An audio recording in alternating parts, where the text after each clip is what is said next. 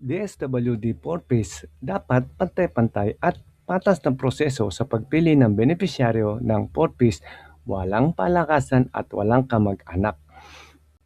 Mayroon ba talagang mga miyembro ng Purpose na talagang hindi naman nahihirapan o hindi naman mahirap? Paano ang pagpili ng mga benepisyaryo ng Purpose ng DSWD at paano naman ang pagdagdag at pagtanggal sa mga benepisyaryo? Kasi ang nakarating sa aking mga sumbong, kadalasan yung mga recipient ay mga kaibigan, kakilala, kamag-anak ni chairman na hindi naman qualified kung tutuusin. So, we have to be very careful sa pag-evaluate whether or not qualified ba talaga o hindi yung pamilya may bibigyan ng 4Ps kasi naabuso po. Sa Senado, idiniin niya na maraming reklamo na ang programang 4Ps ay napopolitika o naaapektuhan ng palakasan system, kung saan ang ilan ay nakakapasok sa listahan dahil sa koneksyon kaysa sa tunay na pangangailangan.